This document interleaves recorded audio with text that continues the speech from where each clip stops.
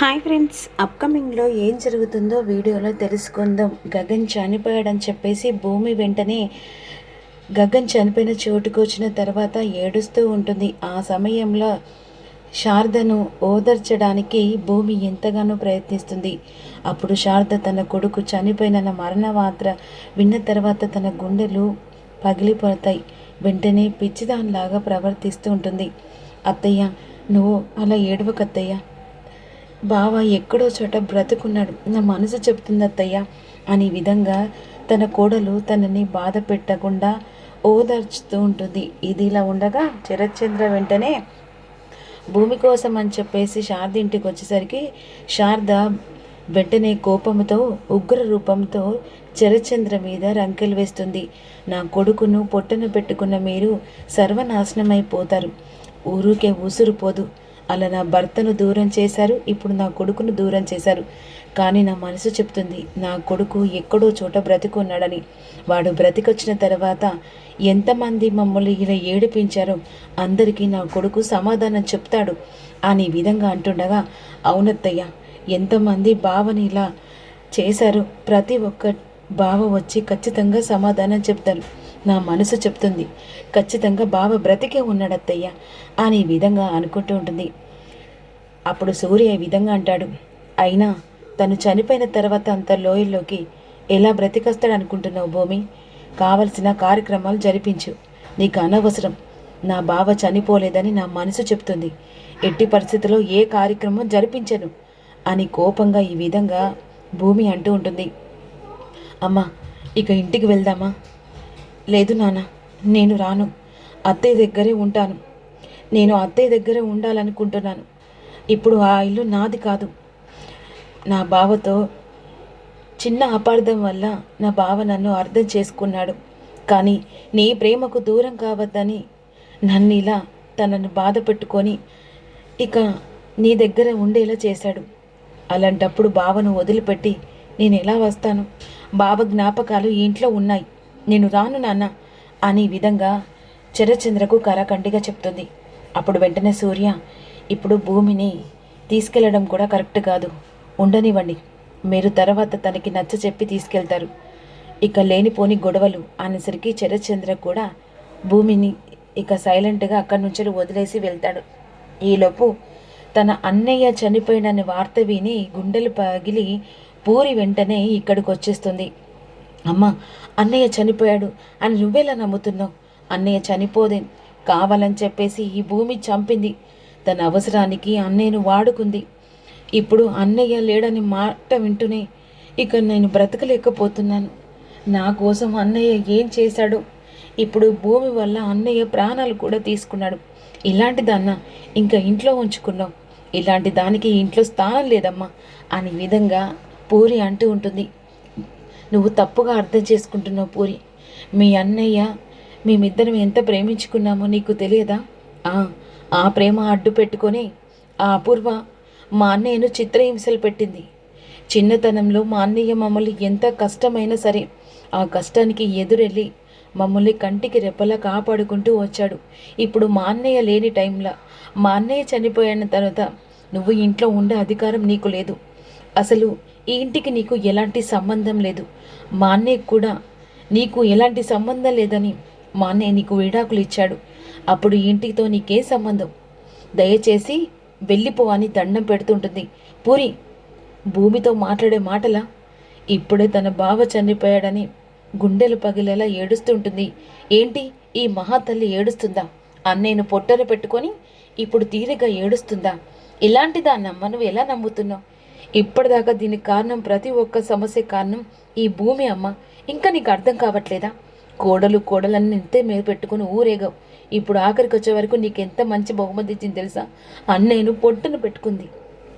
నువ్వు ఇలా ఆ భూమిని ఇంకా వెనకేసుకుంటూనే రా. ఆఖరికి వచ్చే వరకు నన్ను కూడా చంపేస్తుంది. అప్పుడు నీ కోడలు మాత్రం తప్పు పట్టకమ్మా. పిచ్చి పిచ్చిగా మాట్లాడకపోరి. తను ఏం చేసింది? గగన్ కోసం ఎన్నో చేసింది. చేసిందా? ఏం చేసిందమ్మా? ఆ శివతో పెళ్ళని చెప్పేసి నన్ను మోసం చేసింది. ఆఖరికి మా అన్న జీవితాన్ని కూడా సర్వనాశనం చేసిన ఈ భూమి నీకు మంచితనం కనబడుతుందా? భూమి, నువ్వు వెళ్తావా లేకపోతే నేను గెంటేయాలా? పిచ్చి పిచ్చిగా మాట్లాడుతున్నావా అని చెప్పేసి వెంటనే కోపంతో పూరి చెంప పగల కొడుతుంది. చూసావా, మా అన్నయ్య దూరమైనా కూడా నీ మీద ఎంత ప్రేమ చూస్తుందో మా అమ్మ. అసలు ఇప్పటికి కూడా నువ్వంటేనే అంతలా ఇష్టపడుతుంది. దయచేసి నువ్వు వెళ్తావా, లేకుంటే నిన్ను గెంటేయాలా అని ఈ విధంగా అంటుండగా, అది కాదు పూరి, ఒక్క 2 రోజులు అత్తయ్య దగ్గరుండి వెళ్ళిపోతాను. దయచేసి అర్థం చేసుకో. అత్తయ్య ఈ పరిస్థితులలో వదిలిపెట్టి నేను వెళ్ళను పూరి. దండం పెడతాను. నువ్వు దండం పెట్టినా సరే మా అమ్మని చూసుకున్న దానికి నేను ఒకదాన్ని ఉన్నాను కదా, తన కూతురు ఉన్నాను కదా. దయచేసి వెళ్తావా, లేకపోతే మెడలు పట్టుకొని గెంటేనా అని చెప్పేసి వెంటనే తన తట్టబుట్ట చేతిలో పెట్టి నడవని చెప్పేసి పూరి భూమి మెడలు పట్టుకొని గెంటేస్తుంది. అప్పుడు భూమి ఏడుస్తూ, అది కాదు పూరి, ఒక్కసారి నా మాటను పూరి, వదులు, భూమిని వదులు. లేదమ్మా, ఇక నేనెవ్వరు చెప్పినా వినను. ఇప్పుడు ఈ సమస్యలన్నిటికీ ఈ భూమే కారణం. ఇక ఈ భూమి ఇంట్లో ఉంటే ఇంకా ఎన్ని సమస్యలు ఎదురు పడుతూ ఉంటాయి. అందుకనే ఇక ఈ ఇంటికి దానికి ఏ సంబంధం లేదు అని బయటికి గెంటేస్తుంది. ఈలోపు వెంటనే డోర్ పెడుతుంది. భూమి ఏడ్చుకుంటూ ఇంటికి వెళ్తూ ఉంటుంది. ఆ బాధ తన గుండెల్లో గగన్ని జ్ఞాపకాలతో రోడ్డు మీద నడుచుకుంటూ వెళ్తూ ఉంటుంది. ఈలోపు చరచంద్ర ఇంట్లో ఉంటాడు కదా. ఆ సమయంలో కేపీని హాస్పిటల్ నుంచి డిశ్చార్జ్ చేసిన తర్వాత నేరుగా ఇంటికి తీసుకొని వస్తారు. అప్పుడు వెంటనే చరచంద్ర హాల్లో కూర్చుంటారు. ఓ బావగారు, హ్యాపీగా కూర్చున్నట్టున్నారే. సంతోషమే కదా బావగారు, ఎందుకంటే నా కొడుకును ఎప్పుడు ఇక నీ కూతురు దగ్గర నుంచి దూరం చేయాలని చెప్పేసి ఎప్పుడు పంతంతో ఉన్న నీ పంతం గెలిచింది కదా. ఈ పంతం ఇప్పుడు నీకేం పెట్టింది బావగారు? సాధించానని విర్రా, లేకపోతే గొప్పతనమా?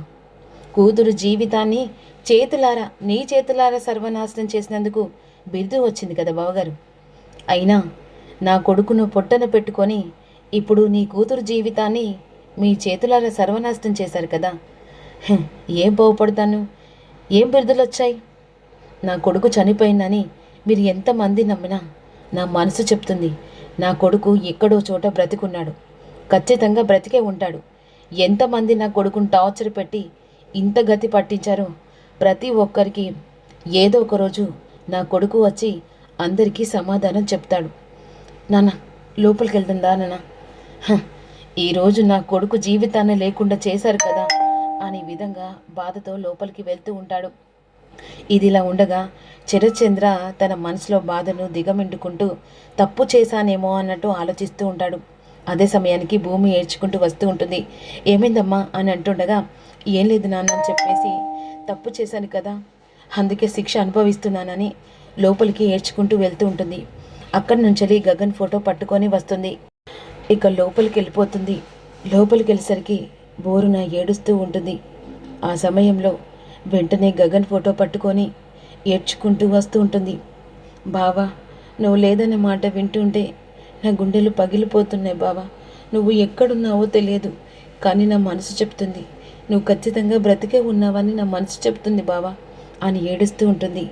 ఆ సమయంలో చరచంద్ర తన కూతుని బాధను చూసి, ఏంటమ్మా అలా తలుచుకుంటూ ఏడుస్తూనే ఉంటావా అని విధంగా అంటుండగా, నా బావకు ఈరోజు చావు కారణం ఆ సూర్య నాన్న. ఆ సూర్యను వదిలిపెట్టను. ఇలా నేను ఏడవడం కారణం కూడా ఆ సూర్యని. వాడి మీద కంప్లైంట్ చేయడానికి వెళ్దాం పద నాన్న. అలాంటి వాడిని వదిలిపెట్టకూడదు. ఇంకా ఎంతమంది ప్రాణాలు తీస్తాడు నాన్న? ఎలాగైనా సరే పద నాన్న అని చెప్పేసి చరచంద్ర చేపట్టుకొని స్టేషన్కి వెళ్తుండగా, ఒక్క నిమిషం అమ్మా, గగన్ని చంపింది సూర్య కాదమ్మా. ఎవరు నాన్న? ఎవరు? గగన్ని చంపింది నేనే అమ్మా అని చెప్పేసేసరికి భూమి గుండెలు పగిలిపోతాయి. ఏమంటున్నావు నాన్న? బావని చంపింది నువ్వా? అవును. నీ జీవితాన్ని ఇలా చేసిన కారణం కోపంతోనే గగన్ని చంపేశాను. నేను షూట్ చేశాను.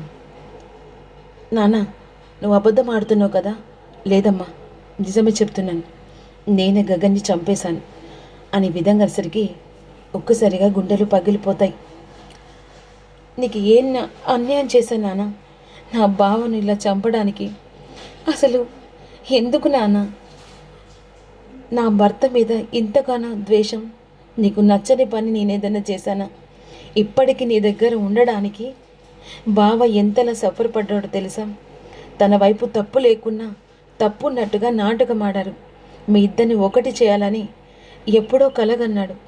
ఇప్పుడు మా ఇద్దరిని నిన్ను నన్ను కలపడానికి బావ ఎంతలా కష్టపడ్డారో నీకేం తెలుసు నాన్న? ఎవరో అపార్థంగా చెప్పాడని నువ్వు అది మనసులో పెట్టుకొని బావ నీళ్ళెప్పుడు నాకు లేకుండా చేసావి. ఇప్పుడు నీ కూతురు ఇలా బాధపడుతుంటే నీకు సంతోషంగా ఉందా నాన్న?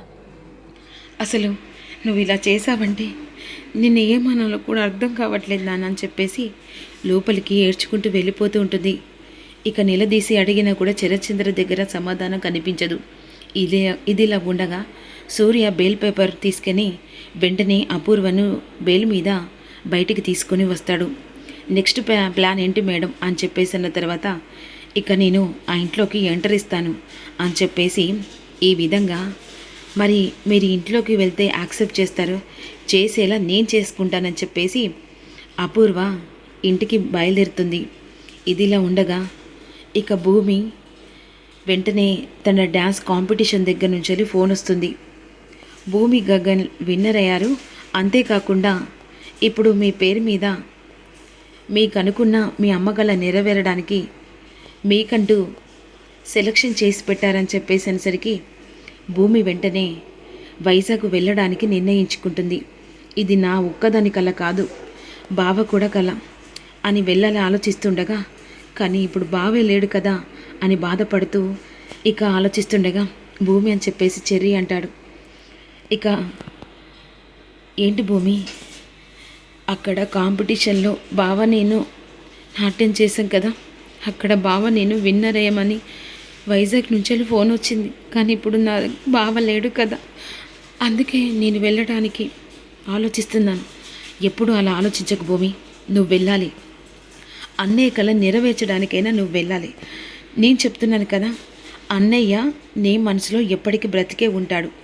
ఖచ్చితంగా ఆ పైన దేవుడు ఉండేవాడైతే నువ్వు అనుకున్న కోరిక నెరవేర్చాలి.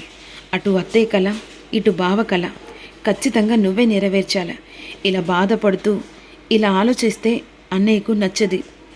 నువ్వు పోరాడాలి, గెలవాలి, అన్నయ్య కళ నెరవేర్చాలి. ఇక నువ్వు వెంటనే ఆలోచించకుండా వైజాగ్కి బయలుదేరు అనేసరికి అప్పుడు అన్ఎక్స్పెక్టెడ్గా భూమి ఆలోచించి తన భర్త కళ నెరవేర్చాలని చెప్పేసి వెంటనే శరత్చంద్రకి విషయం చెప్తుంది. కానీ అమ్మ ఇప్పుడు పరిస్థితులలో వెళ్తానన్న, నా బావ కళ నెరవేర్చడానికి, నా అమ్మ కళ నెరవేర్చడానికైనా వెళ్తాను అని వైజాగ్ టికెట్లు బుక్ చేసిన తర్వాత వైజాగ్కు వెళ్తుంది. ఈలోపు కాంపిటీషన్ కోసం అని అలా వెళ్ళేసరికి అక్కడ దిగేస్తుంది. కానీ ఇక్కడ జీవితంలో ఒకటి మర్చిపోకండి, ఇది రియల్ మాట, నేనేదో కల్పించి చెప్పట్లేదు. ఒక జన్మ ఉంటే ఆ 7 జన్మలు మనకు ఎదురు పడుతూనే ఉంటాయి. మరో జన్మలైనా సరే ఆ బంధం విడిపోని బంధం అనేది ఒకటి ఉంటుంది. ఆ బంధమే ఇప్పుడు మేఘ సందేశం. ఎందుకంటే ఈలోపు వైజాగ్ బస్ స్టేషన్ దగ్గర దిగిన భూమి కోసం అని చెప్పేసి ఇక కార్ బుక్ కాదు.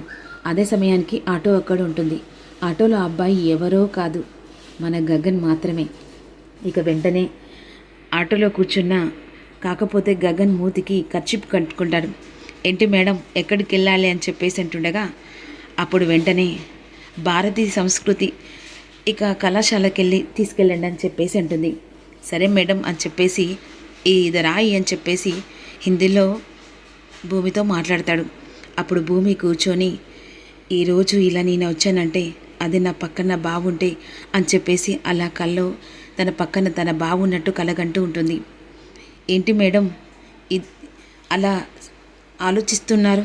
అబ్బే ఏం లేదు, ఇదిగో మేడం మీరన్న భారతీయ సంస్కృతి వచ్చింది మేడం, ఇక ఎంత అని చెప్పేసి భూమి అంటుంది. 500 ఇవ్వండి మేడం. సరే అని చెప్పేసి వెంటనే డబ్బులు తీసి భూమి గగన్ చేతిలో పెడుతుంది.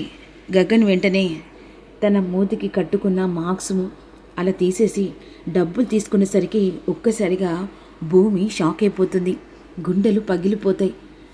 అసలు చూసింది నా బావనేనా, నా బావ అన్నట్టుగా షాక్లో ఉండిపోతుంది. థ్యాంక్ యూ మేడం అని చెప్పేసి బుర్రున ఆటో వేసుకొని వెళ్ళిపోతాడు. ఒక్కసారిగా షాక్లో ఉండిపోతుంది. బావా బావా అని చెప్పేసి ఆటో వెనకాల వెళ్తూ ఉంటుంది. అలా ఉరుకుతూ ఉండగా గగన్ మాత్రం ఆటో డ్రైవింగ్ చేసుకుంటూ అలా వెళ్తూ ఉంటాడు. నిజంగానే భూమి చూసింది గగన్ లోయలో పడిపోయిన తర్వాత, ఇక తను గతం మర్చిపోయిన తర్వాత మరి ఈ వైజాగ్లో తేలుతాడా? అసలు ఈ భూమికి గగన్ ఎలా ఎదురుపడి ఇప్పుడు గగన్ భూమి జీవితంలో ఏ రూపంతో అడుగు పెడతాడు? గగన్ రూపంతోనా, మరో గతాన్ని మర్చిపోయి తన జీవితంలో అడుగు పెట్టబోతున్నాడా అనేది ఎంతమంది ఇక ఈ వీడియో ద్వారా తెలుసుకున్నారో కామెంట్ చేయండి.